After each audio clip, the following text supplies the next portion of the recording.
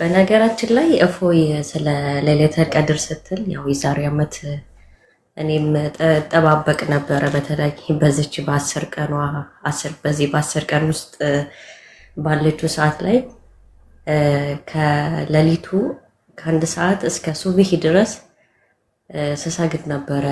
እኔ እንትን እምለውና ምልክቶች አሉት ምናምን ሲባል እንኳን የእውነት ነው የምልህ በዛን ባሉበት ሰዓት ላይ አላህ እንትን ይላል ሲሉ የሆነ ምልክት የማይመስለኝ ነበረ እኔ ማለት ነው። እንደዛ ዱዓ በማደርግበት ሰዓት ላይ ብዙ ነገር እና ግን ምልክት አላገኘውም። ምናልባት ያው ውጭ ላይ ወጥቼ ዱዓ ስላላደረኩ ይሆን እንደምካፍር ያውቆ ነው ምልክት ያልሰጠሽ ይሉሻል። ክርስቲያን እንደምትሆኝ ያውቆ ነው ምልክት ያልሰጠሽ። ሌሊተል ቀድር ላይ ነው እየሰደበች ዱዓ ያደረገችው ማለት ነው። ያኔ እኔን እየረገመች ነበር። አለ ያጥፋው። ይሄ ደግሞ ከየት ታስሮ ተለቀቀብን? ይሄ እብድ ነው ያልኩት ለእውነቱ አልዋሽም። ያኔ ግን እብዷ እኔ ነበርኩት። ለምን እፎይ ለካስ የመጣው ለእንደኛ አይነቱ አይናቸው ጭፍን ብሎ በቤተሰብና እንዲሁም አብዛኛ ወደ ክርስትና እምነት መምጣት የሚፈለግ እጅግ በጣም ብዙ ሰዎች አሉ። የእውነት የምለፈው ግን ቤተሰብን እየፈሩ እንዲህ ወንድምን ምናምን ያልባሉ እና እኔ ባይፈሩ ይሻላል ነው የምለው። ለምን አንድ ሰው ክርስቲያን ሆኖ ሞት እኮ ሞት አይባልም። የእውነት ነው የምልህ። እኔ አሁን ማንም ሰው መጥቶ ከክርስትና እምነት ከምትለቂና እንደዚህ ብሎ ቢሉን ምሳሌ ማረድ ነው አይደለ? ይሄው እያረዱ ነው ያሉት። እኔን ሲያርዱን በደስታ ነው አባቴ ጋር ነው የምገናኘው። ክርስቲያን ሆኜ ግን ክርስቲያን ግን ሳልሆን ሙቼ በነበረ ግን ያው የቀብር ቅጣት ታውቃላችሁ። በ3ኛው ቀን ትነሳለህ። ምን ሰርተሻል? ፈጣሪሽ ማን ነው ምናምን ጥያቄው ለራሱ የሚደብድብ ለራሱ ሙቼ ስለ ቀብር ቅጣት መቼም ታውቃላችሁ። እኔ ብዙ ነገሮችን ጠያይቄያለሁ ታውቃላችሁ። እጅግ በጣም ጠይቄ እንዲሁም ደግሞ ሌሊት እነሳለሁ፣ ጸሎት አደርጋለሁ፣ አለቅሳለሁ፣ ምን እላለሁ። ግን ትክክለኛ መንገዱ ግን እንደዚህ ሲልህ ትመጣለህ። ስትመጣም ደግሞ አትፈራም። እኔ አሁን አልፈራም፣ ምንም ነገር አልፈራም። ለምን የፈጠረኝ ጌታዬ መድኃኒቴ ኢየሱስ ክርስቶስ ለእኔ ብሎ ስንት ነገር ሆኗል። እኔ ግን ሰው ነው እያልኩ ስናገር የነበረው ነገሮች በሙሉ ለእኔ እጅግ በጣም ይሰማኛል እስካሁን ድረስ። እና ምንድን ነው እዚህ ጋር አሁን እፎይ ጋር መጥተው አንተ ጋር የሚሳደቡ አሉ። ምን ይላሉ ለእነሱ? እስቲ አምላክነቱን ለሚክዱ በቃ አንደኛ ብቻ ነው ብለው ለሚሉ መልእክት አለሽ?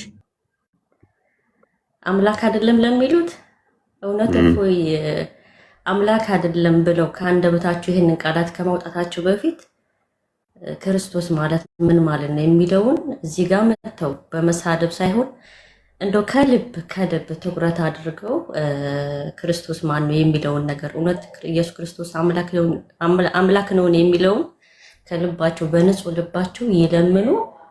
ከሆነ ጊዜ በኋላ ግን እሱ እራሱ መልስ ይሰጣቸዋል። ግን እዚህ ጋር የሚበላ አምላክ የሚጠጣ አምላክ እያሉ በመሳደብ ሳይሆን በማንበብ ነገሮችን ከልብ አድርገው እንትን ካለው ግን በእርግጠኝነት ፈጣሪ ጊዜ አይፈጅበትም ሲሰጣቸው ነገሮች ሁሉ እንደ ብርሃን ሲያበራላቸው ማለት ነው።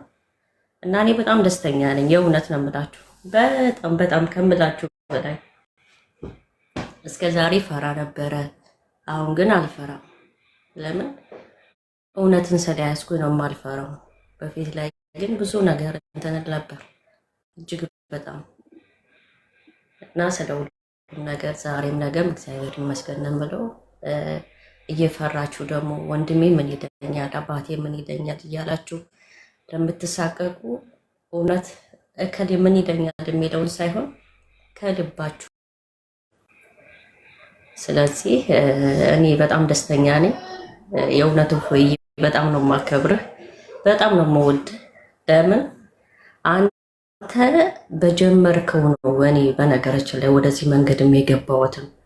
በፊት የኔ ቤት ይታወቃል፣ ከድሮ ጀምሮ ያውቁኛል። እሱ ምንድን ነው የሚያውቁኝ? በነፍ ኡስታዞች እኔ ጋር ይመጣሉ፣ እጠይቃለሁ። የአንደኛው ኡስታዝ የሚተፈስረውና ያንደኛው አንድ አይደለምና የሁለቱም ሲጋጭብኝ ሁለቱንም ኡስታዝዬ እያልኩኝ እያባበልኩኝ እጠይቃለሁ። ያው የሚመልሱልኝ ይመልሱልኛል።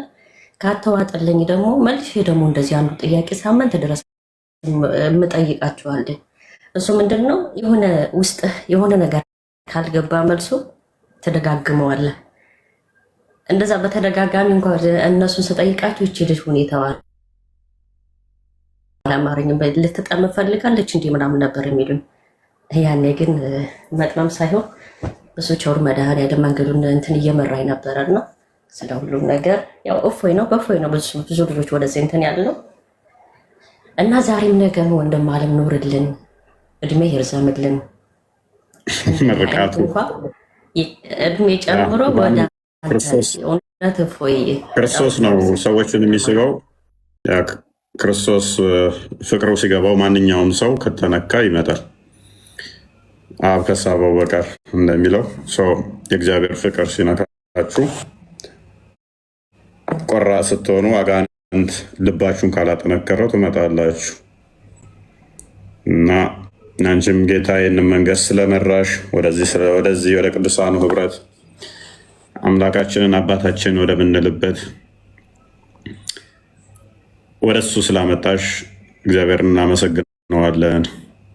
አንቺንም ይህን ቆራጥ ውሳኔ ወስነሽ መምጣትሽ ብቻ ደግሞ ሳይሆን እንዲያጸናሽ ጸሎት ማድረግ አለብሽ፣ መጠንከር አለብሽ። ፈተና ይበዛል።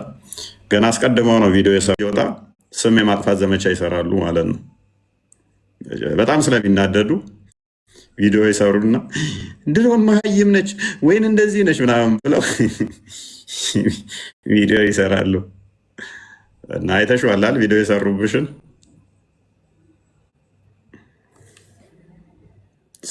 በነገራችን ላይ የቤቴ ላይቭ ጋር ገብቼ ተናግሬን የምወጣው ማንም ቤትም ስለማልሄድ አላየሁም። በእርግጥ ብዙ ነገር እንደሚሉኝ ያውቃሉ፣ ግን እኔ አሁን ላይ እውነታ ጋር ስለሆንኩኝ ምንም ቢሉኝም መስማት ነው ብያቸዋለሁ። ፎቴን እንኳ ዘቅዝቃችሁ ብትሰርቡኝ እኔ ከክርስትና ምንም ፈቅ የሚያደርገኝ ነገር የለም ብያቸዋለሁ። እና ብዙ ይላሉ። ያው በርቺ፣ እግዚአብሔር እርዳሽ። አባታችን ቀሲስ ቡራኬ ስጧት። በጣም ደስ የሚል ነው እህታችን። በጣም እግዚአብሔር የተመሰገነ ይሁን። እንኳን እግዚአብሔር ረዳሽ ከጨለማው ወደሚደነቅ ብርሃን፣ ከሞት ወደ ሕይወት፣ ባዶ ከሆነው ምንም ከሌለበት እግዚአብሔርን ወደ ማወቅ ለመውጣት አንቺም ጨክነሽ በመወሰንሽ ወደዚህ ክብር በመድረስሽ በጣም ትልቅ ነገር ነው። ለሌሎችም ምሳሌና አርአያ የምትሆኚ ትልቅ እህት ነሽ። ንግግርሽን እየሰማው ነበር ቅድም። በጣም በሳል ነሽ። ያው ክርስትና ብዙ ፈተና አለው፣ ብዙ መከራ አለው። የመስቀል ጉዞ ነው፣ ግን ፍጻሜው ያማረ ነው። ዘላለማዊ ሕይወት ነው፣ ዘላለማዊ ክብር ነው። በምድርም እግዚአብሔርን ደስ በሚያሰኝ ሕይወት እንመላለሳለን። በሰማይ ደግሞ የሚጠብቀን የዘላለም ሕይወትና ክብር ነውና ለዚህ ትልቅ ሕይወት እግዚአብሔር ስለጠራሽ ስለመረጠሽ እግዚአብሔርን እናመሰግናለን። ወንድማችን እፎይ እንዳለው ፍጻሜሽን እግዚአብሔር ያሳምር፣ በቤቱ ያጽናሽ፣ በፈተና ሁሉ የምትበረችበት የምትጸኝበትን ኃይል እግዚአብሔር ደግሞ ይሰጥሻል። ወደ ቅዱሳኑ ህብረት ነው የመጣሽው። የሚያጽናናው የሚያበረታው ወደ እውነት የሚያደርሰው መንፈስ ቅዱስ ደግሞ ልብሽን ይጠብቅልሽ። በጣም በጣም ደስ የሚል ነገር ነው የሰማሁት። እኔ በጣም ደስ ብሎኛል። ለዚህ ሁሉ እንግዲህ ደግሞ መነሻው ወንድማችን እፎይ፣ እዚህ ያላችሁ ወንድሞች እህቶች፣ ሁላችሁም እስልምና ንጽጽር ላይ የምትሰሩ በጣም በጣም ትልቅ ዋጋ ነው እየከፈላችሁ ያላችሁት። በዚህ አጋጣሚ ስለ እናንተ እግዚአብሔርን እናመሰግናለን። እግዚአብሔር ከዚህ የበለጠ ብርታት እንዲሰጣችሁ፣ ጥበብ፣ እውቀት፣ ማስተዋል እንዲሰጣችሁ፣ ትዕግስቱን እንዲሰጣችሁ። ማንም ሰው መቆየት የሚፈልግበት አይነት አገልግሎት አይደለም። እውነት ለመናገር በነፍስ ተወራርዶ የሚገለገል አገልግሎት ነው እና ወንድማችን እፎይ ይበርታልን። ሌሎቻችሁም እዚህ ያላችሁ ሁላችሁንም እግዚአብሔር ያበርታችሁ። ከዚህ የበለጠ ነፍሳትን ወደ መንግስቱ የምትጨምሩበትን አገልግሎት ነው የጀመራችሁት። እስከ መጨረሻው ደግሞ ጸንታችሁ እንድታገለግሉ እግዚአብሔር ያግዛችሁ እና ሙስሊሞች ወደ እውነት ኑ። እግዚአብሔር ይወዳችኋል። ክርስቶስ ለእናንተ ነው የሞተው። ስለዚህ ወደ እውነትና ወደ ህይወት እንድትመጡ ነው እየተጠራችሁ ያላችሁት።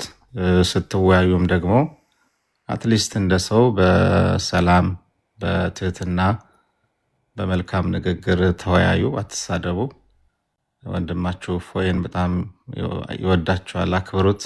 ሌሎቻችሁም ክርስትና ፍቅር ስለሆነ ለእናንተ የሚያሳዩትን ፍቅር እንኳን አይታችሁ እንድትመጡ ነው የሚያደርገውና ይህንን ተረድታችሁ ሳይመሽ ወደ ብርሃኑ እንድትመጡ ሁላችሁንም ነው እንግዲህ የምንጠራችሁ። እኛ እግዚአብሔር ይወዳችኋል፣ ክርስቶስ ይወዳችኋል፣ ሞቶላችኋል። በጨለማ አትመላለሱ፣ ወደ ብርሃኑ ኑ ነው የምንለው። እግዚአብሔር ያክብርልን። ፎይ በርቼታችን። እሺ፣ እግዚአብሔር ከአንቺ ጋር ይሁን።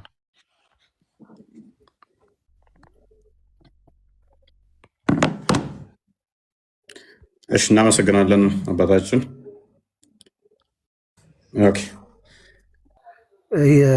ለምሳሌ ሳኡዲ ላይ የወረደበት ቀን ወይ ደግሞ ማታ ከሆነ ሳውዝ ፖል ላይ ያሉትስ እንዴት ነው ሊያገኙት የሚችሉት? ቀኑን ማለት ነው። ይሄ የተመረጠ ቀን ላይ ቁጭ ብሎ የሚታደርበት ነው፣ እያለቀሱ ቁራ የሚቀራበት ነው። ማይነጋ እንትን ለረጅም ሰዓት በጨለማ ወይም ብርሃን የሚሆንባቸው ሲጀመር ደግሞ እንዴት ነው እሱ የሚያስረሳው? አላህ ከሆነ ቺን ቀንስ ደግሞ ለምንድን ነው ያስረሳው? ከዛ አንዴ 7 ነው፣ አንዴ 27፣ አንዴ 29፣ 24 እያለ ለምንድን ነው እሱ ማደናገር የፈለገው? ኢብን አባስ ደግሞ በ24 ፈልጓት ይላል። መመሪያቸው መቼ እንደወረደ አላህ ራሱ እንዴት ላያውቅ ይችላል? ፍጡር አያውቅም ቢባል መልካም፣ ተሳሳተ ቢባል ወደ ማን ነው የምንመልሰው? ይሄን ወደ አላህ ነው የምንመልሰው። ምክንያቱም ሙሐመድ አያውቅም ማለት አላህ አያውቅም ማለት ስለሆነ፣ ምክንያቱም ሙሐመድ እያንዳንዱ የአላህ አፍ ስለሆነ ሙሐመድ ከራሱ አንዳች አይናገርም ወይ ከሆነ እንጂ ስለሚል የሚናገረው ሁሉ ወይ ከሆነ መገለጥ ከሆነ ራእይ ከሆነ አላህ የነገረውን ብቻ ከሆነ የሚናገረው አይዋሽም፣ ልቦለድም አይናገርም። ሱረቱ ነጅምን አንዴ ክፈተው ስላለን ቁርአኑ እነሱም እንደዛ ስለሚያምኑ ከራሱ አይናገርም ምንም። እኛ ቁርአንን በመወሰኘት በኮከብ እምላለሁ በወደቀ ገና በገባ ጊዜ ነቢያችሁ ሙሐመድ አልተሳሳተም፣ አልጠመመም፣ ከልብ ወለድ አይናገርም። ስለዚህ የሚናገረው ልብ ወለድ አይደለም። እርሱ ንግግሩ የሚወረድ ራእይ እንጂ ሌላ አይደለም። ስለዚህ የሙሐመድ ንግግር እንዳለ ራእይ ነው ወይ ነው። ስለዚህ አላህ እንዴት ይህንን አያውቅም? መች እንደወረደ እንኳን ቁርአን እንዴት ማወቅ ተሳ ነው? እንዴት ይህንን ማወቅ ተሳ ነው? ሰላም ነው። አንዴ ይህንን እንዴት ማወቅ ተሳ ነው? ይሄ በጣም ሊፈተሽ የሚገባ ነው ማለት ነው። ቀሲስ እንኳን ደህና መጡ። እንኳን ደህና ቆያችሁኝ። ፎይ እንዴት አለ? ሰላም ብያለሁ። እግዚአብሔር ይፍታ፣ እግዚአብሔር ባርክ። መምህር ኤፍሬም፣ ዲያቆን ያሬድ፣ ዴቭ፣ ክርስቲያን ሁላችሁንም ሰላም ብያለሁ። እንዴት ነህ ፎይ? ሰላም ተናሰለ። ሁላችንም ሰላም ብያለሁ። እግዚአብሔር ይመስገን ደህና ነኝ። ይፍቱን ይባርኩን። ሰላም ብያለሁ። እግዚአብሔር ይፍታ፣ እግዚአብሔር ባርክ። እንዴት አላችሁ? እግዚአብሔር ይመስገን። ይፍቱን ይባርኩን አባታችን። እንኳን ደህና ነው። እግዚአብሔር ይፍታ፣ እግዚአብሔር ይባርክ።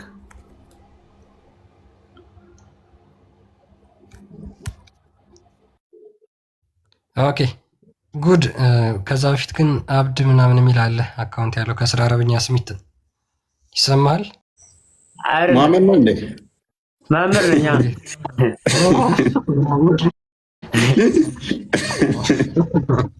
ለምንድን ነው ግን አፍ የምከፍተው? ቀዳዳ ነው አለ። ኧረ አይደለም፣ ስሙ መሐመድ ነው። ልጅ መሐመድ ነበር፣ ስሙን ቀይሮ ነው። እያመሳሰልኩ ነው። አውቃለሁ። ምን አይነት የምር አይደለም። ሙሳ ታገኛለህ። ታዲያ ለምንድን ነው እንደዚህ የምትሆነው? ዘንባለ ወላሂ አልፋታም። ደደብ ሙሳ የምሬን እኮ ነው። ልጁ እኮ ስሙ እንደዛ ነበረ። ሰሞኑን የሆነ ሰዓት ላይ ሰሞኑ የሆነ ፓውልስታ ላይ መሐመድ ተብዬው ገብቶ ቁርአን ምናምን ተፋው። ይህንን ጉድ ካስታወሳችሁት የሆነ ሰዓት ላይ አይጥ የገባባት ትበላላ አበላም። በዛ ላይ እሱ መጥቶብኝ ነው እና አልበላም ያለው ልጅ ነው። ታውቁታላችሁ መሰለኝ። አልበላም አንዴ ሜቢ ታስታውሱታላችሁ። አይጥ የገባበትን ቂቤ ሙሳ ነበርክ እንደ ያኔ አይጥ የገባበት ቂቤ በላለው ብለህላለ። አልሰማሁም። ምንድን ነው ታሪኩ? ንገረኝ እስኪ። ቂቤ ውስጥ አይጥ ቢገባና ቢሞት ቢበሰብስ ትበላለህ? አይጧን አውጥተህ ቂቤውን ትበላለህ? አረ እናንተ ብሎ ነው ያልበላል።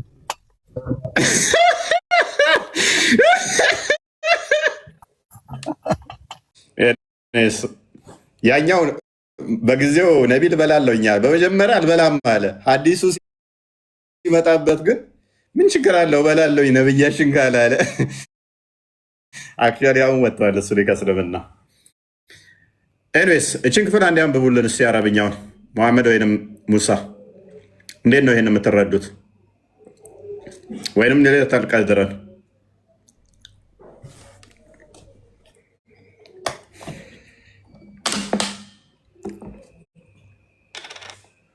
ሌለቱል ቀድርን እንዴት ነው የምትረዱት?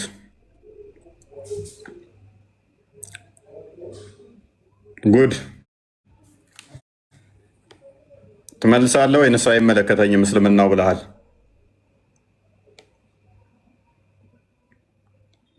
አላነሱም። ጉድ አለ። ኢብራሂም አለ። ምንድነው የሚለው? ይሄኛው ምንድነው የሚለው? የመጀመሪያው ነው። የመጀመሪያው ያነበብኩት ነው። ያው በቻልኩት መልሽልሃለሁ።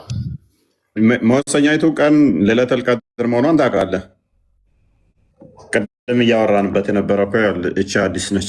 ስለ ሌለቱል ቀድር እንደዚህ ብሎ ተናግሯል።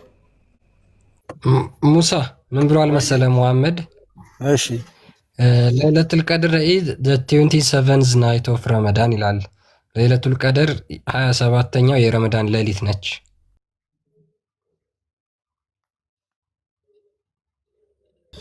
ነው አይደለም? አይ ብዙም እንትን ግን እንደሰማሁት እንደ ሀዲሱ ከሆነ እንትን እኔ እንደማውቀው ከሆነ በአስሩ ነብዩ ከራሱ አይናገርም አይደለ?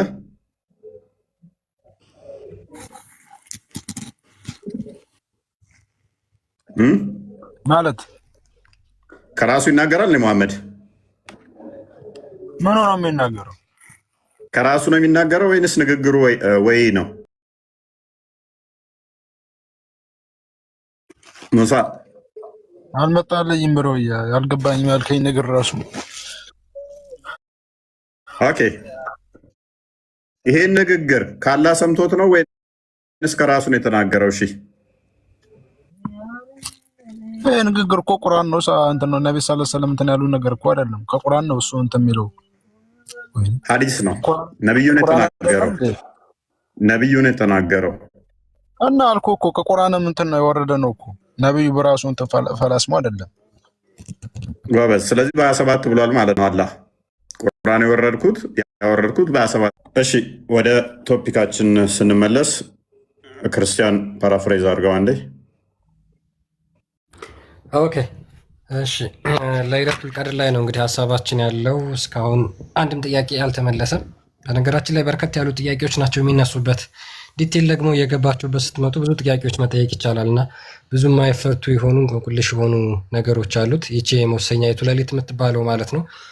እና እንግዲህ ሙሐመድ እውነተኛ ነብይ፣ የፈጣሪ ነብይ ከተባለ ስለዚች ቀን የተናገረው ነገር የትኛው ነው ትክክል የሚለውን ነው እያየን ያለ ነው። እና ሜቢ ሙስሊሞች ካላችሁ ሩቅያ ሙሐመድ አብዱልከሪም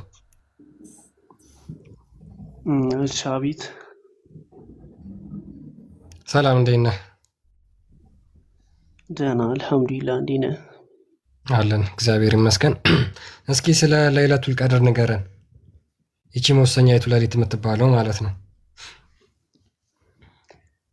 ሌለቱል ቀድር ማለት አላህ ዱዓን የሚቀበልህና በዛችኛዋ ቀን የለመንካት ማንኛውም ነገር ተቀባይነት የምታገኝባት ሌሊት ማለት ነው።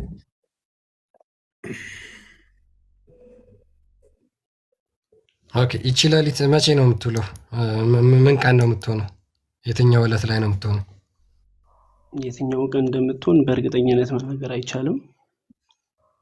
ኦኬ ለይለቱል ቀድር ቁርአን የወረደበት ዕለት ነው አይደል? እሱ ሙሉ እውቀቱ የለኝም።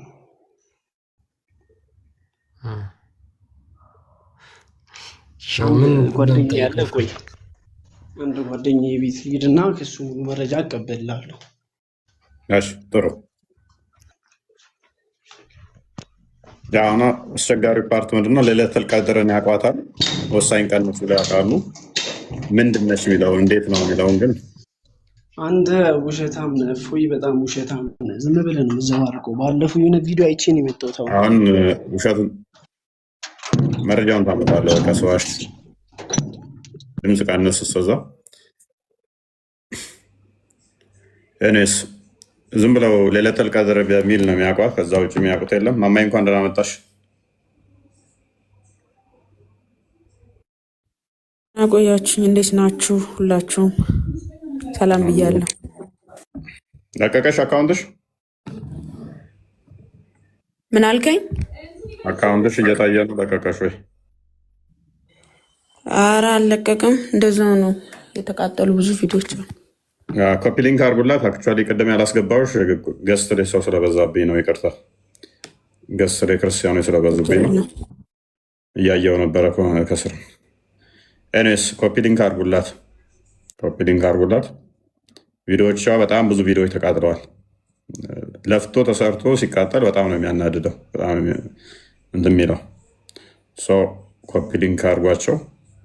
በተቻላችሁ መጠን እንዲነሳላት አርጉላት ማለት ነው። እይታም እየታየላትም አይደለም። ከዛ አንጻር ኮፒ ሊንክ አድርጉ። እንዲሁም ደግሞ በተቻለ መጠን ደግሞ የሰራችሁን እናንተም ዳውንሎድ አድርጋችሁ በፌስቡክም በተለያየ ሶሻል ሚዲያም ለማሰራጨት ሞክሩ። ቪዲዮ የሚሰሩ ልጆች በጣም ጥቂት ነው ያሉን። አይ ቲንክ ቃልንም ሪፖስት አድርጉለት። ቪዲዮን የቃልን ሁላችሁም ሪፖስት አድርጉለት። በአሁኑ ሰዓት ቃል ነው ምላሽ እየሰጠ ያለው። ሪፖስት አድርጉለት። እይታ ግን የለውም። ጥሩ ቪዲዮዎች ይሰራል፣ እይታ ግን ዜሮ ነው። ይሄ መሆን የለበትም። ይሄ መሆን የለበትም። ምን መሆን አለበትም? እናንተ ሪፖስት ቃል ሜቢ እስቲ አንድ ቪዲዮ ያሳየን። ሜቢ ከሚሰራቸው ክርስቲያን ትችላለህ? ይቻላል። እሺ አንድ ቪዲዮ ያሳየን። ዛሬም ሰርቷል ነው ትናንትና የሰራውን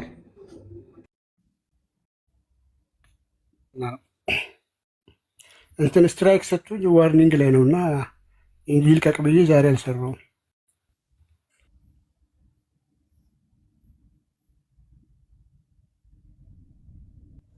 ትናንትና የሰራው ቪዲዮ 2000 ሰው እንኳን አላየውም። 1700 ሰው። በጣም ነው የሚያስከፋው እንደዚህ ሲሆን። ሰው እስልምና ላይ የሚሰሩ ልጆችን ቪዲዮ የሚሰሩትን አፕሪሼት አድርጓቸው፣ ኮፒ ሊንክ አድርጉላቸው። አንዴ ክርስቲያን አሳያቸው እሱን ቪዲዮ። ለምሳሌ በብዙ ሺህ መታየት የነበረበት ነው። 2000 ሰው እንኳን ካላየው ቪዲዮ መስራት እንዴት እንደሚያስጠላ ከዛ ምላሽ የሰጠበት ነው። አዳምጡት።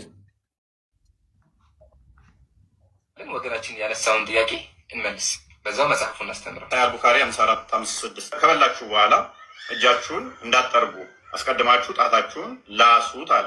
ጣት መላሱ ከሆነ የገረማችሁ በመጽሐፋችሁ ላይ ኢየሱስ ጣቱን ያስጠባ ነበር። እንዲህ ራሳችሁ መጽሐፋችሁ መጀመሪያ ያው ድርሳነ መድኃኒዓለም እንደዚህ ይላል። ስለዚህ አይገረማችሁ፣ ኢየሱስ ራሱ ዝም ብሎ ያገኘውን ሰው ለጎረማሶች ጣቱን ያጠባ ነበር። ይህ ኡስታዝ ከዚህ በፊት በሰራሁላችሁ ቪዲዮ ለገዛ እምነቱ እንኳን የማይታመን ውሸታም አጭበርባሪ እንደሆነ በገዛ ኡስታዞቹ ጥቂት የሆነ ሐዲስ አቅርቦ ሲያጭበረበር እንደተመሰከረበት አሳይቻቸው።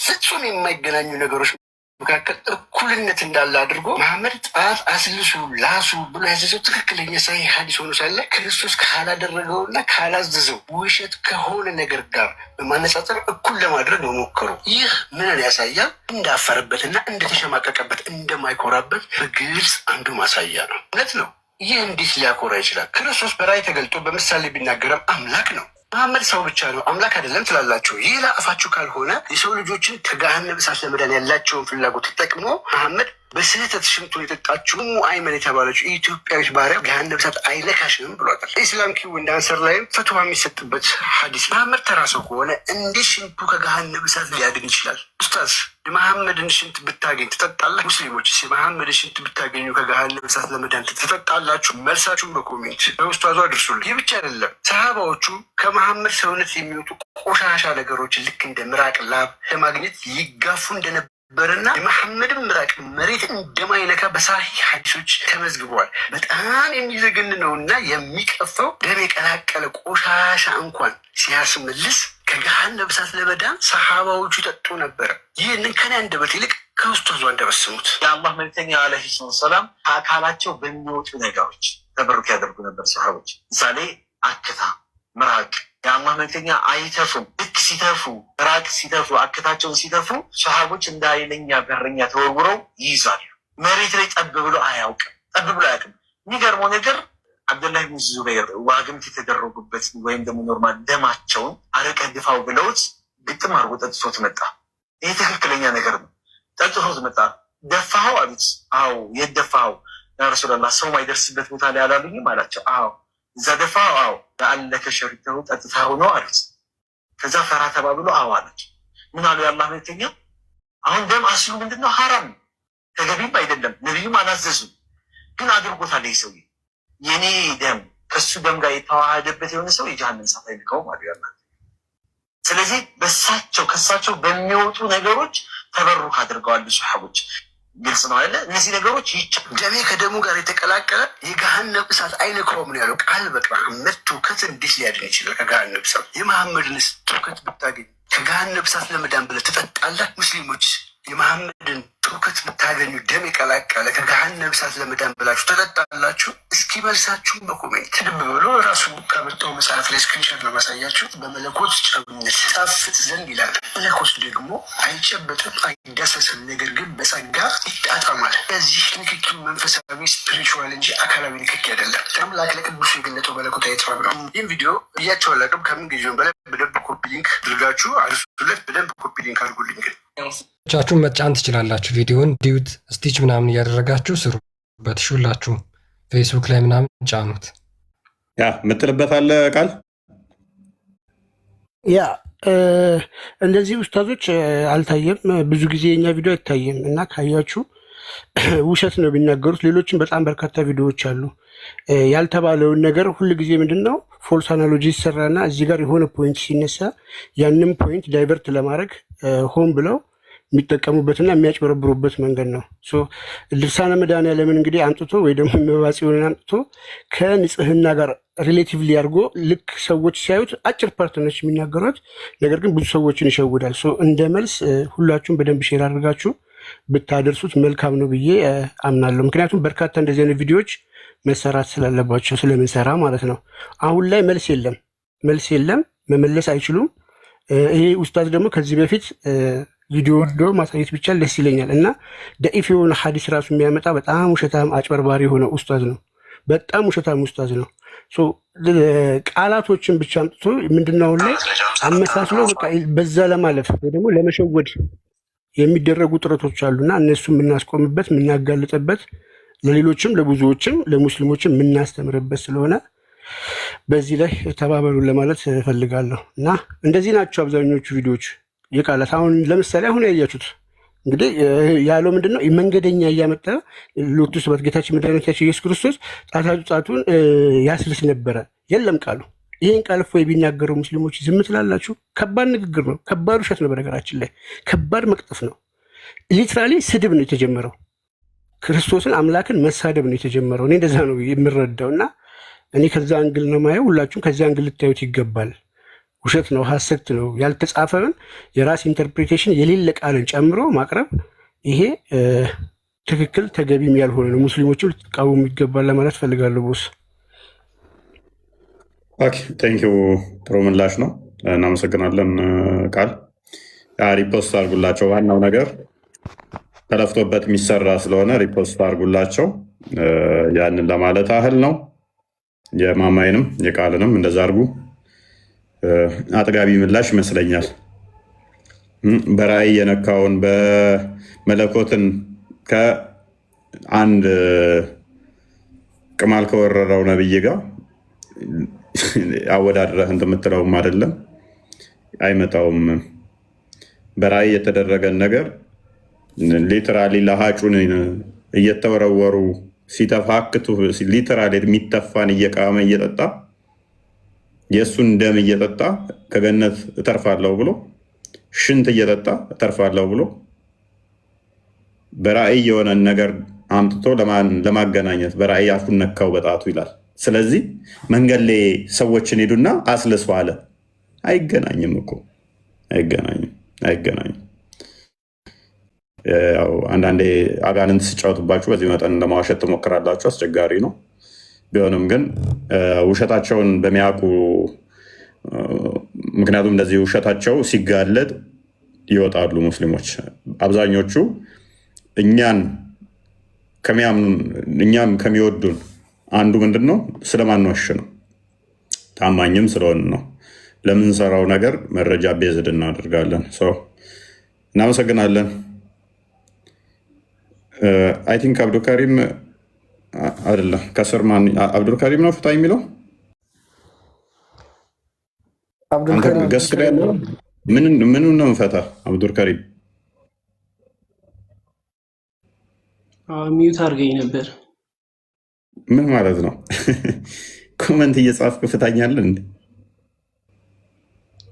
አይ እኔ አሁን የሆነ ቪዲዮ አይቼ ነው የመጣሁት ከአንተ ማለት ነው። ምን ብዬ? ሱረቱል ጂን ላይ የሰራው ምን ሰራው? ስለ ሱረቱል ጂን ስለ አጋንንት ማን የጻፈው ምናምን ብለህ ነበር። መች ማን የጻፈው? ሱረቱል ጂንን እስኪ ክፈትልኝ። ምን የተሳሳተ የቀጠፍኩት የዋሸሁት ታህል ስትለኝ የነበረው ነው? አዎ። ምን ብዬ ዋሸው?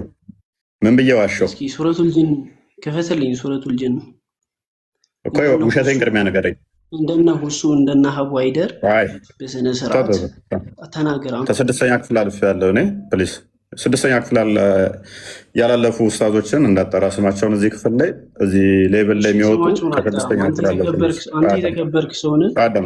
አዳም ስህተት ያልከውን አሁን ስህተት ከሆነ ለመታረም እኔ ዝግጁ ስለሆንኩ ቅድሚያ ስህተት ብለህ የተናገርኩት ስህተት ምንድን ነው? እሱ ቅድሚያ ንገረኛ። አይ አሁን ለምሳሌ አንተ አላዋቂዎችን በቃ የሆነ ትንሽ ድክመት ያለባቸውን ሰዎች ለማሰናከል ነው ስለ በቃ ጂን ማን የጻፈው ምናምን ነገር ስትል የሚያውቅ ሰው ለማሳሳት ምናምን ነገር እስኪ አንብበው። እኔ ምን ብዬ ሰርቼ ነው? ምን ቪዲዮ ነው?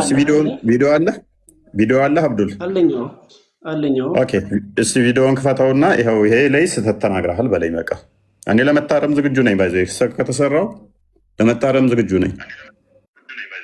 አልዋሽም። አንድ ነገር አብዱል ልንገርህ፣ አንድ ነገር ልንገርህ።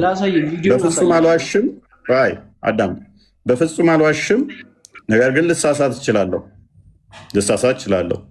ሰው ስለሆንኩኝ አንተ ክፈትልኝና ሱረቱል ጂንን ከዛ ኖ መረጃ የሚከፈተው መች መሰለህ? ፕሊዝ ቅድሚያ ቪዲዮን አይቼ ነው ዋሽተሃል ስላልክ ቪዲዮን ታወጣና ይኸው ዋሽተሃል ትለኝና ከዛ ማስረጃ ደግሞ መጽሐፉ እንዲህ ነው የሚለው ትለኛለህ። አሁን ቪዲዮን አሰማኝ። በሌላ ስልክ እኔ ላሰማ። ኦልራይት ሩቅያ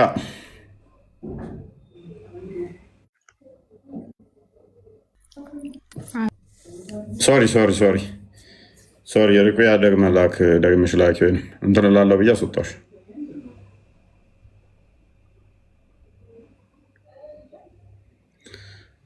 ኦኬ ክፈተው። አልሰማሁትም። እሷ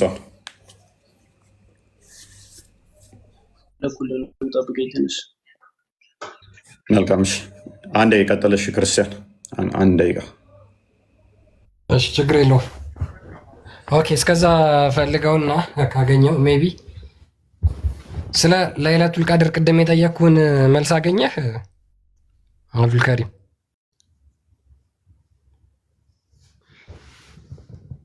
አብዱልከሪም አለ። እያዳመጥኩ አይደለም፣ ቪዲዮ እየፈለግኩ ነው። ሁለት ነገር መስማት አልችልም። ፈልግ፣ ችግር የለውም። ፈልግና ችግር የለውም ትመጣለህ። ኦኬ ስለ ረመዳን ወር በተለይ ስለዚህ ስለ የምትጠባበቀዋ ሌሊት ብለው የሚያምኑት ሙስሊሞች ምንም የሚያውቁት ነገር የለም። ምንም ዝም ብለው ብቻ ይቺ ቀን በጣም ጥሩ ቀን ነች፣ ከአላህ ምህረትን የምናገኝባት። በጣም በተደጋጋሚ እንደዚህ አይነት ንግግሮች ይናገራሉ ኡስታዞቻቸውና ይቺ በላጯ የተባለችው ሌሊት ምን እንደሆነች አትታወቅም። ሙስሊሞች አይደለም ሙስሊሞች ሙሐመድ ራሱ አያውቃትም። ሙሐመድ አያውቃትም። ሙሐመድ ከራሱ አይናገርም ተብሎ ይታመናል። ይቺ ቀን መቼ እንደሆነች የሚታወቅ ነገር የለም። ቁርአን የወረደበት ቀን ነው ተብሎ ይታመናል። ቁርአን የወረደበት ቀን ምን ቀን እንደሆነ ሙሐመድ ራሱ አያውቀውም። ስለዚህ ከአምላክ ሙሐመድ ምንም ይዞት የመጣው መገለጥ የለም። ሁሉም ተረት ተረት፣ ሁሉም ውሸት ነው። ሁሉም ውሸት ነው። በረመዳን ይቺ ለይለቱል ቀድር በምትባል ነው ቁርአን ወረደልኝ ያለው ሙሐመድ። የትኛው ቀን እንደሆነ ግን አያውቅም። ውሸት ነው። ስለዚህ ለሙሐመድ የተገለጠለት ነገር ወይም ደግሞ እውነተኛ አምላክ ከሆነው መገለጥ መጣልኝ ያለው ውሸት ነው ማለት ነው ባጭሩ። ኢማጂን ያቺ ቁርአን የወረደባት ቀን የምትባለው አንድ ቀን ነች። አንድ ቀን የሲንግል ዴይ 2 ቀን ወይ 3 ቀን ወይ 4 5 ቀን እንኳን አይደለም። አንዲት ቀን ነች ያቺ ቁርአን የወረደችው። ያቺ ቁርአን የወረደባት ቀን መቼ ነው የምትውለው? እንዴት ሙሐመድ ይሄን አያውቅ? ጅብሪል መጥቶ እያሸመደደው፣ ጅብሪል መጥቶ እያስተማረው። ቁርአን ሱራ 82 አካባቢ ይመስለኛል ቁርአንን እኛው እናስተምርሃለን አትረሳምም ብሎ ቁርአን ራሱ ይናገራል። እኛው እናስተምርሃለን አትረሳም። ኦኬ ማይረሳ ከሆነ ለምን ሙሐመድ ስለ ለይለቱል ቀድር ሲናገር የተለያየ ነገር ተናገረ? አንዴ በ24 ነው፣ በ27 ነው፣ በ21 ነው፣ በ25 ወይም በ27 ወይም በ29 ነው የሚል አለ። አይ ከ20 ጀምሮ 10ሩንም ቀን ጠብቁት የሚል ደግሞ አለ። ይሄ መገለጥ ነው ወይ? የትኛው ነው ትክክለኛው መገለጥ? ማስረጃ ምናምን የምትሉ ሙስሊሞች መግባት ትችላላችሁ። አብዲ ሜቢ ያለ አብዲ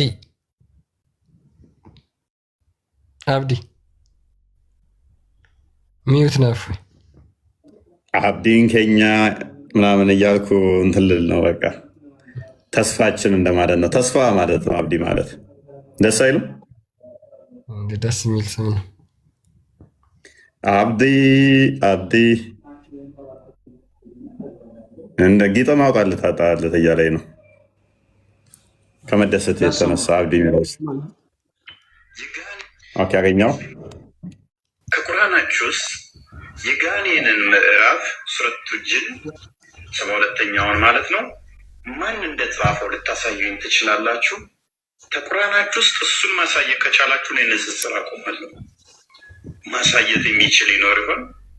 የጋኔኖችን ምዕራፍ ማን የጻፈው? አጋንንቶች፣ ጅኒዎች፣ አላህ፣ ሙሐመድ? ማን ነው የጋኔኖችን ምዕራፍ የጻፈው? አንድ ጥቅስ ብቻ ነው የምፈልገው። ከ114ቱ ምዕራፍ ውስጥ የጋኔኖችን ምዕራፍ የጻፈው እከሌ ነው የሚል አንድ ጥቅስ ብቻ ማሳየት ትችሉ? ማታሳዩ ከሆነ ማን እንደጻፈው? አሁን እዚህ ጋር ማለት ነው አንተ ማድረግ የፈለግከው ለካማ ሰዎች ላይ ሰርግ ለማግባት ነው የፈለግከው። አብዱል አሁን አንተ ሱራ አልጂን ቆይ አሁን የተናገርኩት ላይ ስህተት አለው? ስህተት ሳይሆን ማለት ነው ምን ርዕስ ማለት የዋሸሁት አለ? ቆይ የዋሸሁት አለ? ንግግሬ ላይ ውሸት አለ? ስለ ጋኔል ምናምን ነገር ብለህ ስታወራ ማለት ነው። ቆይ ቪዲዮ ላይ ዋሽተሃል ስላልክ የዋሸሁት አለ? አዎ አለ። ምን ብዬ ነው የዋሸሁት? ንጽጽር አቆማለሁ ብለህ። ኦኬ ንጽጽር አቆማለሁ ማለት እንዴት ውሸት ሊሆን ይችላል? አሁን አላህን የጻፈው ታቆማለህ? ማን ነው የጻፈው? ጸሐፊውን ማስረጃ ካመጣችሁ ንጽጽር አቆማለሁ አልኩኝ። ዋሽተሃል አልከኝ አይደለ? አዎ አታቆምማ። እሱ ኔክስት የሚመጣ ነው። መረጃ ካመጣህ በኋላ ነው። መረጃ አምጥተህ አልቀበልም ብል ዋሽተሃል ትለኛለህ። ገና መረጃ ሳታመጣ ግን ቆይ ፕሊስ፣ አስቀድመን ብለን የጀመርከው ዋሽተሃል። ዋሽተህ ቪዲዮ ሰርተሃል። ውሸት ነው። እኔም አሁንም አቋሚ ላይ መረጃ ገና ሳታመጣ መረጃ ካምጥተ መረጃው ተረጋግጦ ከዛ በኋላ ዋሽተሃል ብትለኝ ይቻላል። አሁን መረጃውን ለምሳሌ እንዲህ ነው ብዬ መረጃ ከማምጣቱ በፊት መረጃው ከመምጣቱ በፊት አስቀድሞ ቪዲዮ ላይ የሰራሁት ላይ መልስ ከመመለስ በፊት ጥያቄው በራሱ ውሸት ነው። ስለ ጥያቄው አይደለም ሙሉ ወሬውን እያልኩ ያለሁት ያንተ ወሬ ስለሆነ ሙሉ ወሬ። እሺ ምንድነው ያልኩት? እንደገና ድገምልህ ጥያቄውን በደንብ አስተውሉ። ሱረቱ ጂኒን ወይንም የጋኔኖች ምዕራፍ 72ኛውን የጋኔኖች ምዕራፍ ማን ነው የጻፈው የሚል ጥያቄ ነው። አንደኛ ጋኔኖች ናቸው ወይ የጻፉት? ሁለተኛ አላህ ነው ወይ የጻፈው? ሶስተኛ ሙሐመድ ነው ወይ የጻፈው? አራተኛ እሺ ማን ነው የጻፈው? የጋኔኖች ምዕራፍ ማን ነው የጻፈው? የጋኔኖች ምዕራፍ ማን እንደጻፈው ከ114ቱ አዳምጥ አብዱልከሪም የጋኔኖች ምዕራፍ ከዛ በኋላ ጸሐፊው እከሌ ነው የሚል ከ114ቱ ምዕራፍ ላይ አንድ ማስረጃ። ቀጥል። አንድ መስፈርት አለኝ። ታሟላላ መስፈርቱን? አሁን ጥያቄውን መልስና ስለ መስፈርት እናወራለን በኋላ። አሁን ጥያቄውን ሰምተኸዋል፣ መልስ ልመልስ መታሃል። ተቶፒካችን ሽፍት አድርገን የወጣ ነው። ዋሽተሃል ስላል ቅድም ብያለሁ ደጋግሜ፣ ልሳሳት እችላለሁ ሰው ስለሆንኩኝ፣ በፍጹም ግን አልዋሽም። ልዋሽ አልችልም፣ ልሳሳት ግን እችላለሁ። ስለዚህ የተሳሳትኩትም የለም የዋሻውትም የለም። ሰው አንድ ነገር አድርጌ ግን እመጣለሁ። መልስ አለኝ ካልክ ቆይ፣ መልስ አለኝ ካልክ ግን ይኸው ሜዳውን ፈረሱም ያንተ ነው። በቃ እሺ፣ ትርጉሙን አሰማህና ከዛ በኋላ ደግሞ መረጃውን አመጣልሃለሁ። እኔ አሁን አጋንንቶች እንዴት እንትን እንዳሉ የአጋንንትን ድምፅ ልታሰማኝ ነው? አጋንንት እንዴት እንትን እንዳሉ አየህ፣ አንተ እየፈጠርክ ያለው ማለት ነው ትንሽ እውቀት በጎደላቸው ሰዎች ላይ አንተ ትንሽ በቃ የሆነ ጭንቅላት ምንድነው እሱ ታዲያ ላይ የጠየቁ ብሽታ ለመፍጠር ነው እየፈለግክ ያለው አንተ። ነጥብህን ስላወኩት አጋንንት ወንድሞች ናቸው እንዴ አብዱል? ሌላ ነው። አንተ ምንድነው የምታወራው? እስቲ አንተ እናት ወልዳለች፣ አንብብና ተርጉምልኝ፣ ቃል በቃል ተርጉምልኝ። እናት ወልጄ እኮ ነው ያለሁት እዚህ ጋር እኮ። አሁን እኮ ጻፊውን እኮ ታመጣለህ። ለምን ትበሳጫለህ? ታርተ መስለኝ። ለምን ትበሳጫለህ? እኔ መሐመድን እኮ አይደለሁም። መሐመድን መስዬ ነው ነብይህ ነው እንደዛ ካካ የተባለው። አሁን ማስረጃውን አንጣ፣ ተርጉምልኝ። አንዴ ብቻ ተርጉምልኝ። ማስረጃውን አንጣ፣ ጸሐፊው ማን እንደሆነ ጥቀስ። ጥቅሱ እዚህ ቦታ ላይ የሚገኝ የሚለውን እሺ፣ ምዕራፍ ቨርስ ተናገር። አንተ ሌላ ነው። ቀጥል፣ አታልቅስ፣ ቀጥል። ዋና ነጥብ አንተ ሌላ ነው። ትርጉም ላቅርብልህ። ጥቀስ ማስረጃና ቀጥል። እዚህ ቦታ ላይ እንደዚህ ይኸው ብለህ ጥቀስና ቀጥል። አንተ ይህንን እያደረግክ ያለው አንተ ሌላ ነው። ነጥብ አንተ ሌላ ነው። ወላሂ መረጃ ማምጣት አይደለም ዋና ነጥብህ። አንተ ስላንተ ማንጻፈ ብሎ ሰው ጭንቅላት ላይ እባክህ መልስ ካለ መልስ፣ አታልቅስ። እንዴ ምንድን ነው የሚለው? ቴንኪው አሊያም ከጨረስ መልስ ከሌለ የሰማችሁት ነው አይደለ? ስሙትማ ወላሂ አንተ እኔ ለዘመን ስላልኩት ነው። አብዱልካሪም ወይ ክርስቲያን ኦኬ፣ እሺ ችግር የለውም። በቃ አሁን አንድ ነገር ብቻ ነው የምንጠይቅህ፣ 2 3 አይደለም። ይሄ የአጋንንትን ምዕራፍ የጻፈው ማን ነው? ተርጉምልኝና ላምጣልህ። ከትርጉም ጋር ምን ያገናኘዋል? ዋና ነጥብህን ስላወኩት ነው። አንተ ይሄው ተተርጉሙ እዚህ ጋር ተቀምጦላል። ማን የጻፈው? እስቲ ትርጉሙን አንብበው አንተ ቃል በቃል። ኦኬ፣ መሐመድ ቁርአንን ሲቀራ አጋንንቶች ድርብርብ ሆነው እሱ ላይ ይመጣሉ የሚለው ማን የጻፈው? አላህን ሲጠራ ሙሐመድ አላህን ሲጠራ አጋንንቶች ደግሞ ተደራርበው እንደሚመጡበት ማን የጻፈው? ወላሂ እኔ ጀሃነም ላይ በጣም ከመመኛቸው ነገራቶች አንዱ ወላሂ አንተን ማየት ነው። አላህ ያሳየኛል ደግሞ። እናመሰግናለን። መሐመድ ገሃነም ውስጥ እንደ በቆሎ እሸት እየተጠበሰ ነው። በተለይም 11 ሴቶቹን በአንድ ሌሊት በአንድ ቀን የሚያጫውትበት እንትኑ እንደ በቆሎ እሸት ዷ እያለ እየፈነዳ ነው። መሐመድ ሆይ በል አዳምጥ። ክርስቶስን አምኖ ገሃነም የሚገባ የለም ወዳጄ። መሐመድ ወይ በል እነሆ ከጅኒ የሆኑ ጭፍሮች ቁርአንን አደመጡ፣ እኛ አስደናቂ የሆነን ቁርአን ሰማንም ማለት ወደ እርሱ ተወረደ ነው። ቁጥር 19 ላይ አድርገልኝ። አጋንንቶች ናቸው ዘሆል።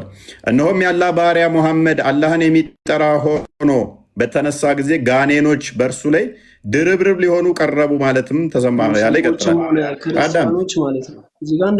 አዳምጥ። የአላህን ስም ሲጠራ ሙሐመድ አጋንንቶች ተሰብስበው ናቱ ላይ ይከመሩበት ነበረ። አዳምጥ፣ ቆይ አዳምጥ። አጋንንቶች የሚከመሩበት ነብይህ ነው ቁርአንን ሲቀራ። ቁጥር 1 ላይ አድርገው። ስለዚህ ይሄንን ክፍል ማን ነው የጻፈው? አጋንንቶች ሲከመሩበት ያየ አካል ነው የጻፈው ወይንስ ተረት ተረት ነው? ሙሐመድ ወይ አዳምጥ። ሙሐመድ ወይ በል እነሆ ከጅኒ የሆኑ ጭፍሮች ቁርአንን አደመጡ፣ እኛ አስደናቂ የሆነን ቁርአን ሰማን አሉ ማለትም ወደ እኔ ተወረደ።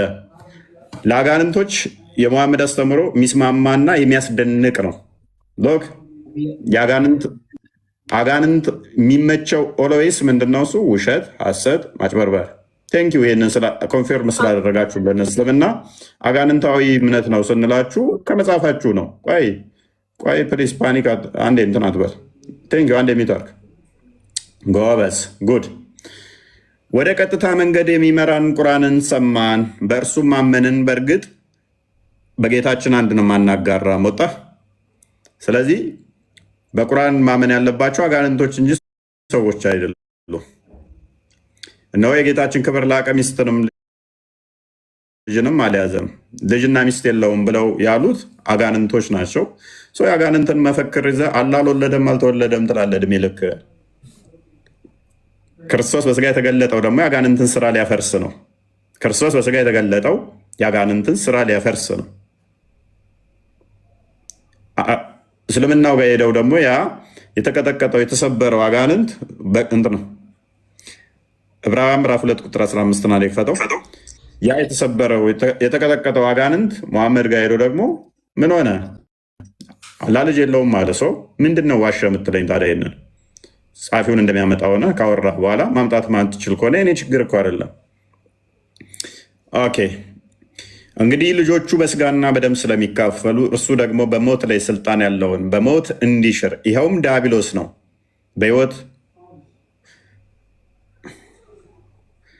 በሕይወታቸውም ሁሉ ስለ ሞት ፍርሃት በባርነት ይታሰሩ የነበሩትን ሁሉ ነፃ እንዲያወጣ በስጋና በደም እንዲሁ ተካፈለ። ሰው ክርስቶስ በስጋና በደም የተካፈለው በሞት ላይ ስልጣን ያለውን ዲያብሎስን ለመሻር ነው። ያ በስጋ የተገለጠውን ሕያው አምላክ ለመካድ ደግሞ ሙሐመድ መጣ። አላህ መጣ። ሶሪ አጋንንቶች ሄዱና ሙሐመድ ጋር ነው አላህ ልጅ የለውም እኮ ሚስት ስላላገባ አሉት። ይህን አስተምሮ ጤናማ ነው ብለህ ትከተላለህ፣ መፍትሄ ነው። ኦኬ መልሰው ወደ ቶፒኩ። እፎይ እንዴት ዋልክ? እንዴት አመሸ?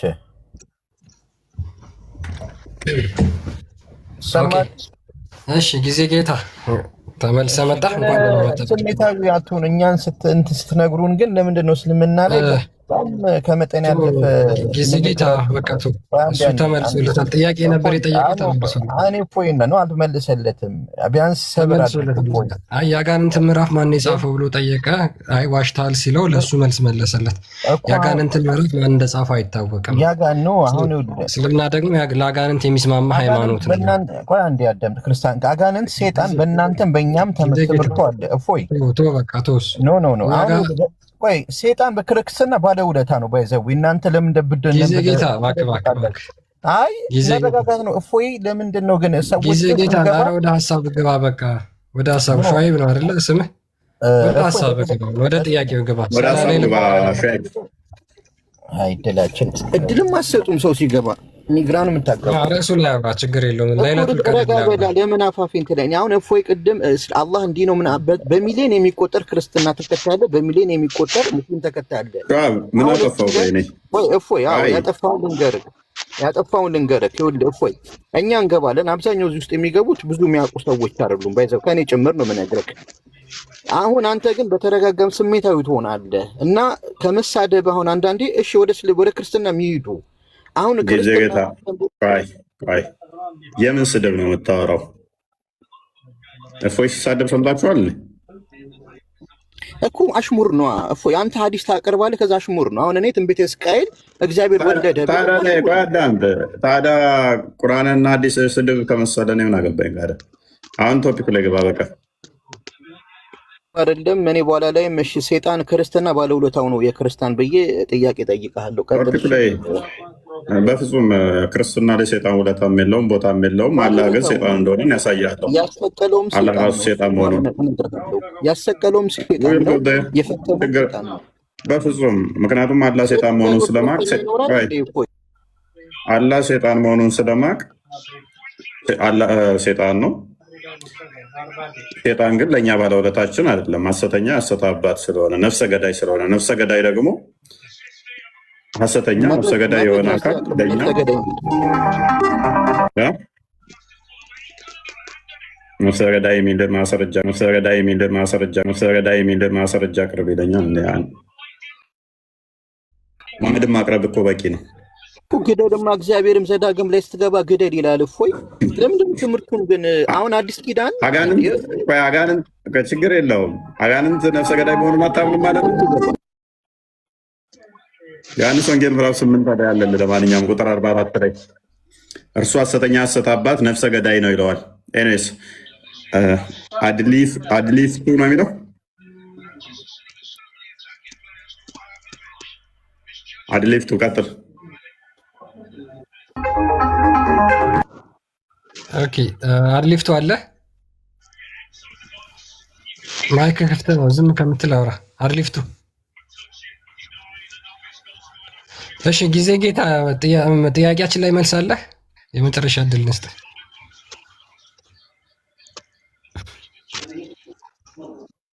እኔም እፎይን እጠይቃለሁ ፈቃደኛ ከሆነ ትቀጥላለህ፣ ችግር የለውም። እሺ ማውጣ እያሉት ነው አሚሮቹ። ስለ ለይለቱል ቀድር ከሙስሊሞች አንድ የሰማነው መልስ የለም እስካሁን። በቃ በልበትና ጨርሰው ክርስቲያን በቃ ይበቃናል። ኦኬ እሺ፣ እንደዛ ይሻላል ይመስለኛል። ሙስሊሞች እስካሁን እንግዲህ በዚህ እንግዲህ በጣም ውድ የተባለችው ሌሊት ከሺህ ወሮች በላይ በላጭ ናት የተባለችው ቀን 2 ደቂቃ 1 ደቂቃ ማውራት አልቻሉም በነገራችን ላይ። እና ያቺ ዕለት እንግዲህ የተወደደች የተባለችው ቁርአን የወረደባት ናት ብለው ያምናሉ። ይሄ ሌሊት ሉክ ሙሐመድ በ610 ነው ነብይ የሆነው። ከ610 እስከ 622 አካባቢ ማለትም ለ10 ዓመታት ይሄ ለይለቱል ቀድር የሚባል ነገር አይታወቅም። ጭራሽ አያውቀውም ሽታውን ማለት ነው። የት ነው የሚያውቀው? ልክ መዲና ከተሰደደ በኋላ ወደ መዲና ሄዶ መዲና ከሄደ ከ2 ዓመት በኋላ ነው ረመዳንን መጾም የጀመረው ማለት ነው። ረመዳን መጾም የጀመረው እሱንም አይሁዶች አሹራ ጾም ሲጾሙ አይቶ ኮረጀና ያን ጾም ቀጥሎት ነበረ። ከዛ በኋላ እሱ የበላይ እንደሆነ ሲያረጋግጥ ግን በቃ እናንተ ጾም ምንም አያደርግልኝም እኔ ራሴ ጾም አውጃለሁ ብሎ ረመዳንን ጾመ። በረመዳን ውስጥ ደግሞ ይቺ የመጨረሻዎቹ 10 ቀናት የረመዳን ወር እነዚህ 10 ቀኖች ማለት ነው የመጨረሻዎቹ አንዷ የተወደደች ሌሊት ነች፣ ከሺህ ወሮች በላጭ ነች የምትባለው ብሎ አመጣላቸው ማለት ነው። እንደዚህ አይነት አስተምሮ ይዞ መጣ። ስለዚህ ኦልሞስት ለ12 ወይም ደግሞ ለ14 ዓመታት ያህል ይሄ ቀን አይታወቅም ነበር። ሙሐመድ ሲጠባበቅ አልነበርም። 14 ዓመት ሙሉ ረመዳን ተኝቶ ነበር የሚያሳልፈው ማለት ነው። 14 ዓመት ሙሉ ሙስሊሞች አያውቁትም ነበር ለይለቱል ቀድርን። አይ ያውቁታል የሚል አንድ ሙስሊም ካለ ይኸው ለመቀበል እኔ ዝግጁ ነኝ። 14 ዓመት ሙሉ ማለት ነው። ነብይ ከሆነ በኋላ 14 ዓመት ሙሉ ለይለቱል ቀድርን አያውቀውም ነበር ጭራሽ። ለምን? ረመዳንን ጾሞ አያውቅም። ለይለቱል ቀድር በምን ቀን እንደሆነች አያውቅም። ቁርአን መቼ እንደወረደ አያውቅም ነበር። ስለዚህ ሙሐመድ መጨረሻ ላይ ሊሞት 3-4 ዓመት ሲቀረው ያመጣው የፍልስፍና ትምህርት ነው። እንዴት ጅብሪል 14 ዓመት ሙሉ ጾም መጾም እንዳለበት፣ ለይለቱል ቀድር የምትባለው ከ1000 ወሮች የበለጠች እንደሆነች፣ ሙስሊሞች በዛች ሌሊት ነቅተው ሰላት እንዲያደርጉ እንዲጾሙ አላደረጋቸውም። 14 ዓመት ሙሉ ማለት ነው። ለዚህ እስልምና መልስ አለው? መልስ የለም። ቁርአን የወረደበት ነው ብለው ያምናሉ። ከዛ በፊት 14 ዓመት ሙሉ ቁርአን ወርዶ ከነበረ የትኛው ሌሊት ላይ ነው የወረደው ቁርአኑ? የትኛው ነው የሚከበረው? ኤኒዌይስ ብዙ ጥያቄዎች ነበሩ። ነገር ግን ሙስሊሞች እንዲች መንካት አይችሉም። በነገራችን ላይ አንዱን መመለስ አይችሉም። ሜቢ መመለስ የሚችል ሙስሊም ካለ መግባት ይችላል ማለት ነው። ይሄ ነው በአጭሩ ለይለቱል ቀድር የሚባለው። የተወዛገበ ሀሳብ ነው፣ የተወዛገበ። ስለዚህ ሙሐመድ አንደኛ ሐሰተኛ ነብይ መሆኑን ከምናረጋግጥበት ነገር አንዱ ይቺ የመወሰኛይቱ ሌሊት የተባለችው ምንድናት የሚለው መመለስ ስለማይችል ነው ማለት ነው። ሙሐመድ ሐሰተኛ ነብይ መሆኑን የሚያሳይ ነው። ኦኬ የአንተን ኢነርጂ አይቼ ነው። እኔ ግን በቅቶኝ ነበረ። ያ እስኪ እነዚህ እናስተናግዳቸው። የሚመልስ ካለ ችግር የለውም እና እንቀበላቸውና ትንሽ እንበልበት። ጀማል እንደዚህ በደንብ ስናስረዳቸው ቢያንስ በውሸትም ቢሆን የሆነ ነገር ብለን እንግባ ብለው ይገባሉ። አሁን እኮ ትልቁ የተቸገርነው ነገር ምንድን ነው? የምንጠይቀውንም ጥያቄ አስረድተን ነው የምንጠይቀው። ጥያቄያችን አስረድተው መመለስ ሲገባቸው እኛ አስረድተን አብራርተን ከጠየቅን በኋላ ከዛ በኋላ ወይ ያጭበረብራሉ ወይም ደግሞ አረብኛ ላይ ተደብቀው ይወጣሉ። ጀማል ወይም አቡበከር ነው። አቡበከር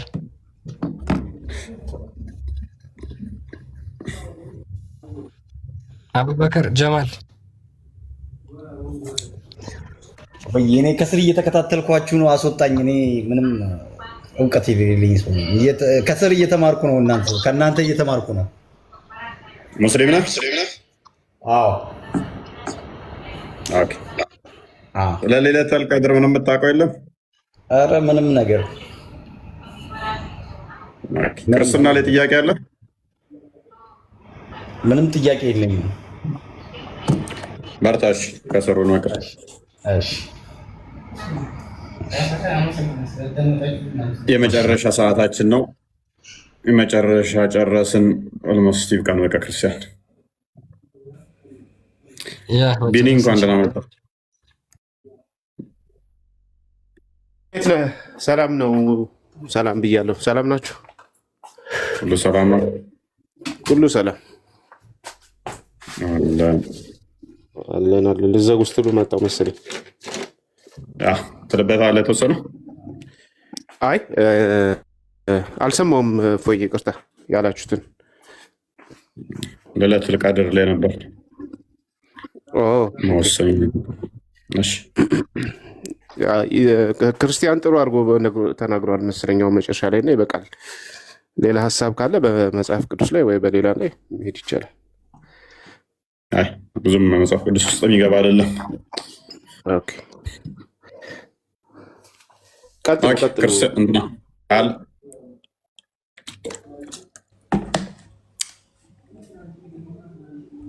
አባታችን አሳርጉልንና እንጨርስ። በቃ ይሻል። ቃለ ሕይወት ያሰማልን። ፎይ ክርስቲያን ቃል ቢኒ ወንድማችን ሁላችሁንም እግዚአብሔር ይጠብቃችሁ፣ የአገልግሎት ዘመናችሁን ይባርክልን፣ በእድሜ በጸጋ ይጠብቃችሁ። ወደ እውነት ለመምጣት ደግሞ መንገድ ላይ ያላችሁትንም ደግሞ እግዚአብሔር ያስፈጽማችሁ። ወደ ትክክለኛይቱ ኦርቶዶክሳዊ ተዋሕዶ ቤተክርስቲያን እንድትመጡ ወደ ሕይወት እንድትደርሱ እግዚአብሔር ያግዛችሁ። አምላካችን እግዚአብሔር በቸርነቱ በይቅርታው በምሕረቱ ብዛት ይጠብቀን። የጀመርነውን ጾም የበረከት የንስሐ አድርጎ ይቀበልልን። በሰላም አስፈጽሞ ለብርሃነ ትንሣኤው እንዲያደርሰን ፈቃዱ ይሁንልን። አገልጋዮቻችንን ሁሉ እግዚአብሔር በቸርነቱ ይጠብቅልን፣ በጎን ዋጋ ይክፈልልን። የእናታችን የቅድስት ድንግል ማርያም የቅዱሳን ሁሉ ጸጋና በረከት አይለየን። አቡነ ዘበሰማያት አባታችን ሆይ በሰማያት የምትኖር ስምህ ይቀደስ፣ መንግስትህ ትምጣ፣ ፈቃድህ በሰማይ እንደሆነች እንዲሁም በምድር ትሁን። የዕለት እንጀራችንን ስጠን ዛሬ፣ በደላችንን ይቅር በለን እኛም የበደሉንን ይቅር እንደምንል፣ አቤት ወደ ፈተና አታግባን፣ ከክፉ ሁሉ አድነን እንጂ መንግስት ያንተ ናትና ኃይል፣ ክብር፣ ምስጋና ለዘላለሙ አሜን። እመቤታችን ቅድስት ድንግል ማርያም ሆይ በመልአኩ በቅዱስ ገብርኤል ሰላምታ ሰላም እንልሻለን። በሐሳብሽ ድንግል ነሽ፣ በሥጋሽም ድንግል ነሽ። የአሸናፊ እግዚአብሔር እናት ሆይ ሰላምታ ላንቺ ይገባሻል። ከሴቶች ሁሉ ተለይተሽ አንቺ የተባረክሽ ነሽ። የማኅፀንሽም ፍሬ የተባረከ ነው። ጸጋን የተመላሽ ድንግል ሆይ ደስ ይበልሽ፣ ልዑል እግዚአብሔር ከአንቺ ጋር ነውና ከተወደደው ልጅሽ ከጌታችን ከመድኃኒታችን ከኢየሱስ ክርስቶስ ዘንድ ይቅርታንና ምሕረትን ለምኝልን ኃጢአታችንን ያስተሰርይልን ዘንድ ለዘላለሙ አሜን። ኦ እግዚእ ኢየሱስ ክርስቶስ ሰራይ ኃጢአት ስረይ ኃጢአት ወኃጢአተ ኩሉ ሕዝብከ የማይሰራ ኃጢአት እግዚአብሔር ይፍታ። እግዚአብሔር ሁላችንን የሚባርከን አሜን። እግዚአብሔር ሰላም እደሩ። እፎይ እግዚአብሔር ያክብርልን። ሁላችሁንም ቃለ ሕይወት ያሰማል።